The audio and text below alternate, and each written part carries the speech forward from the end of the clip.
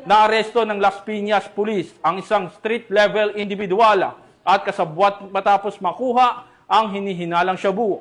Ang buong detalye ng balita tinutukan ni Patrolwoman Ivy Corporal.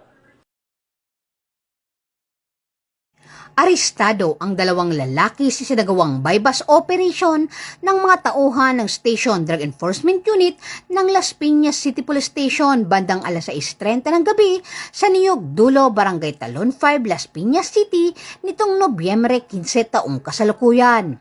Kinilala ang mga sospek na sa alias Shaggy, 35 anyos, at kanyang kasama na sa alias Michael at parehong residente ng lugar. Nasamsam sa operasyon ang 3 heat sealed sachet na naglalaman ng 35.5 gramo ng hinihinalang shabu, isang pulang coin purse at 500 peso bill na ginamit bilang bypass money. Matapos ang medical na eksaminasyon, dinala ang mga sospek sa Las Piñas City Police Station, Station Drug Enforcement Unit, habang ang mga nakuhang ebidensya ay isinumiti sa Southern Police District Forensic Unit Crime Laboratory para sa pagsusuri.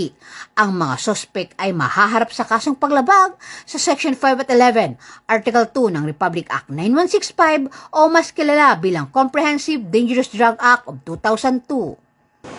Mula dito sa Camp Bagong Diwa, Bikutan, Taguig City, ako po ang inyong PNN correspondent, Patrolwoman Ivy Corporal, alagad ng batas, tagataguyod ng Balitang Pulis.